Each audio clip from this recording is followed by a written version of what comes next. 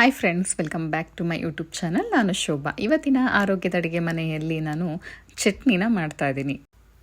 ಈಗಾಗಲೇ ನಾನು ಹೇಳಿದ್ದೆ, ಅಂದರೆ ಹೆಸರು ಬೇಳೆ ದೋಸೆ ಮಾಡಿದಾಗ ನಾನು ಚಟ್ನಿ ರೆಸಿಪಿನ ಶೇರ್ ಮಾಡ್ತೀನಿ ಅಂತ ಹೇಳಿದ್ನಲ್ವ. ಸೊ ಅದೇ ಟೇಸ್ಟಿಯಾದಂತಹ ಚಟ್ನಿ. ಏನು ಸ್ಪೆಷಲ್ ಅಂತ ಅಂದರೆ ಇದು ಬಂದು ಈರುಳ್ಳಿನ ಸೇರಿಸಿ ನಾನಿಲ್ಲಿ ಮಾಡ್ತಾ ಇರೋವಂಥದ್ದು. ಒಂದು ಸಲ ನೀವು ಈ ಒಂದು ಹೆಸರು ಬೇಳೆ ದೋಸೆಗೆ ಈ ಒಂದು ಈರುಳ್ಳಿ ಚಟ್ನಿನ ನೀವು ಟ್ರೈ ಮಾಡಿ, ಆವಾಗ ನೀವೇ ಹೇಳ್ತೀರಾ ಹೌದು ತುಂಬಾ ಚೆನ್ನಾಗಿತ್ತು ಅಂತ ಅಂದ್ಬಿಟ್ಟು. ಹಾಗೆ ಹೊಸದಾಗಿ ಚಾನಲ್ನ ನೋಡ್ತಾ ಇರೋರು ನನ್ನ ಚಾನಲ್ನ ಸಬ್ಸ್ಕ್ರೈಬ್ ಮಾಡ್ಕೊಂಡು ನೋಡಿ. ಹಾಗೆ ವಿಡಿಯೋ ಇಷ್ಟ ಆದಲ್ಲಿ ಎಲ್ಲರಿಗೂ ಕೂಡ ಶೇರ್ನ ಮಾಡಿ. ಬನ್ನಿ ಮತ್ತೆ ಯಾಕೆ ತಡ, ಚಟ್ನಿನ ಹೇಗೆ ಮಾಡೋದು ಅಂತ ನೋಡೋಣ.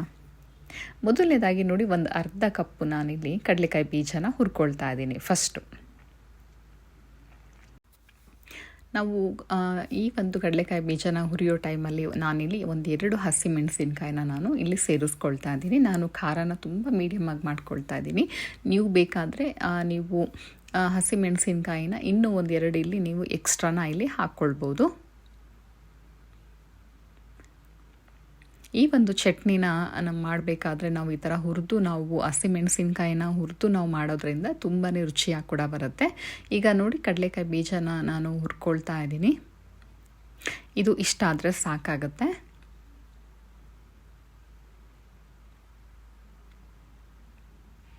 ಇವಾಗ ಇದು ಕಡಲೆಕಾಯಿ ಬೀಜ ಹುರಿದಿದ್ದಾಗಿದೆ. ಇದನ್ನು ನಾನಿವಾಗ ಒಂದು ಪ್ಲೇಟಿಗೆ ಇದನ್ನು ಸುರ್ಕೊಳ್ತಾ ಇದ್ದೀನಿ.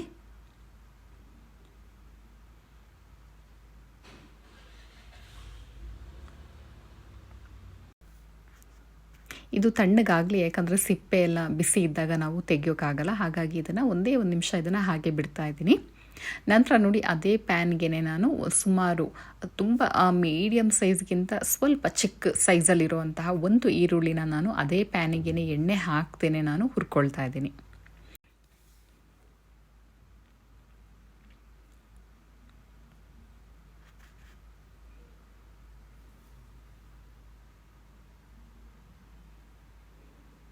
ಜಸ್ಟ್ 1 ನಿಮಿಷ ನಾವು ಇದನ್ನು ಫ್ರೈ ಮಾಡಿಕೊಂಡ್ರೆ ಸಾಕು.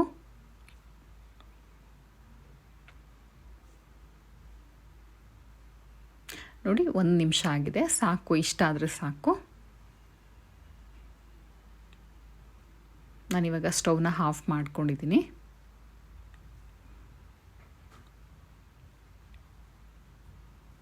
ಇದನ್ನು ತಣ್ಣಗಾಗೋದಕ್ಕೆ ಹಾಗೆ ಬಿಡ್ತಾ ಇದ್ದೀನಿ. ಇವಾಗ ಚಟ್ನಿ ಮಾಡೋದಕ್ಕೆ ನೋಡಿ, ಮೊದಲನೇದಾಗಿ ಒಂದು ಅರ್ಧ ಕಪ್ಪು ನಾನು ಹಸಿ ತೆಂಗಿನಕಾಯಿನ ನಾನು ಏನು ಮಾಡ್ತಾ ಇದ್ದೀನಿ ಅಂದರೆ, ಈ ಮೇಲ್ಭಾಗ ಏನಿದೆ ಅದು ಕಪ್ಪು ಭಾಗ ಎಲ್ಲನೂ ತೆಗೆದಿದ್ದೀನಿ.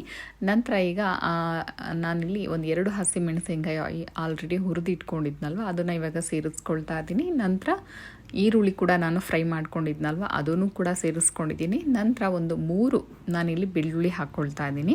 ಒಂದು 3 ಟೇಬಲ್ ಸ್ಪೂನು ಹುರ್ಗಡ್ಲೆ ಹಾಕ್ಕೊಳ್ತಾ ಇದ್ದೀನಿ.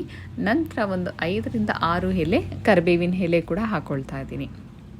ನಂತರ ನೋಡಿ, ಹುರಿದಿಟ್ಕೊಂಡು ನಾನು ಕ್ಲೀನ್ ಮಾಡ್ಕೊಂಡಿರೋಂತಹ ಕಡಲೆಕಾಯಿ ಬೀಜ ಕೂಡ ಹಾಕ್ಕೊಂಡಿದ್ದೀನಿ. ನಂತರ ರುಚಿಗೆ ತಕ್ಕಷ್ಟು ಕಲ್ಲು ಉಪ್ಪು ಒಂದು ಸ್ವಲ್ಪ ಹಾಕ್ಕೋಬೇಕಾಗತ್ತೆ. ಬೇಕಾದರೆ ಸಪ್ಪೆ ಇದ್ದರೆ ನಾವು ಆಮೇಲೆ ಹಾಕ್ಕೋಬೋದು. ನಂತರ ನೋಡಿ, ಸ್ವಲ್ಪನೇ ನಾನಿಲ್ಲಿ ಕೊತ್ತಂಬರಿ ಸೊಪ್ಪನ್ನು ತೊಗೊಂಡಿದ್ದೀನಿ. ನಂತರ ಅಗತ್ಯ ಇರುವಷ್ಟು ನೀರನ್ನು ಕೂಡ ನಾನಿಲ್ಲಿ ಹಾಕ್ಕೊಂಡು ಇದನ್ನು ನಾನು ನೈಸಾಗಿ ರುಬ್ಕೊಳ್ತೀನಿ. ನೀವು ಬೇಕಾದರೆ ಈ ಒಂದು ಟೈಮಲ್ಲಿ ನೀವು ಹುಣಸೆ ಹಣ್ಣು ಇಷ್ಟ ಇದ್ದರೆ ನೀವು ಒಂದೇ ಒಂದು ಸ್ವಲ್ಪ ಹಾಕ್ಕೊಳ್ಬೋದು. ನಾನಿಲ್ಲಿ ಹುಣಸೆ ಹಣ್ಣನ್ನು ಸೇರಿಸ್ಕೊಂಡಿಲ್ಲ. ನಂತರ ನೋಡಿ, ಇವಾಗ ರುಬ್ಕೊಂಡಿದ್ದೀನಿ. ನಿಮಗೆ ಕನ್ಸಿಸ್ಟೆನ್ಸಿ ಚಟ್ನಿ ಯಾವ ರೀತಿ ಬೇಕೋ ಆ ಒಂದು ರೀತಿಯಲ್ಲಿ ನೀವು ಹಾಕ್ಕೊಳ್ಬೋದು ನೀರನ್ನು. ನಂತರ ನೋಡಿ, ಇವಾಗ ಚಟ್ನಿ ರೆಡಿಯಾಗಿದೆ. ನಾನೀಗ ಹೆಸರು ಬೇಳೆ ದೋಸೆ ಜೊತೆಯಲ್ಲಿ ಸರ್ವ್ ಮಾಡ್ಕೊಂಡಿದ್ದೀನಿ. ನೀವು ಬೇಕಾದರೆ ಇದಕ್ಕೆ ಒಗ್ಗರಣೆ ಕೂಡ ನೀವಿಲ್ಲಿ ಮಾಡ್ಕೊಳ್ಬೋದು. ಆಹಾ, ತಿಂತಾ ಇದ್ರೆ ಅಂತೂ ಆಹಾ ಅಷ್ಟು ಟೇಸ್ಟಿಯಾಗಿರುತ್ತೆ. ಇದು ದೋಸೆ ಜೊತೆಲಿ ಅಂತಲ್ಲ, ಇಡ್ಲಿ ಜೊತೆನಲ್ಲೂ ಕೂಡ ತುಂಬಾ ಚೆನ್ನಾಗಿರುತ್ತೆ. ವಾವ್, ಅದ್ಭುತವಾಗಿದೆ. ನೀವು ಒಂದ್ಸಲ ಈ ರೆಸಿಪಿನ ಟ್ರೈ ಮಾಡಿ ಹೇಗೆ ಬಂದಿತ್ತು ಕಮೆಂಟ್ ಮೂಲಕ ಅನಿಸಿಕೆನ ತಿಳಿಸಿ. ಧನ್ಯವಾದ. ಯಾರೆಲ್ಲ ವಿಡಿಯೋ ನೋಡಿದ್ದೀರಾ ಎಲ್ಲರಿಗೂ ಕೂಡ ನಿಮ್ಮ ಒಂದು ಸಪೋರ್ಟು ನನಗೆ ತುಂಬಾ ಇಂಪಾರ್ಟೆಂಟು. ಹಾಗಾಗಿ ನೀವು ಕೂಡ ಆದಷ್ಟು ನನ್ನ ಒಂದು ವಿಡಿಯೋನ ಹೀಗೆ ನೋಡ್ತಾ ಇರಿ ಅಂತ ನಿಮ್ಮಲ್ಲಿ ನಾನು ವಿನಂತಿಸ್ತಾ, ವಿಡಿಯೋ ಇಷ್ಟ ಆದರೆ ಲೈಕ್ ಮಾಡೋದನ್ನು ಮರಿಬೇಡಿ.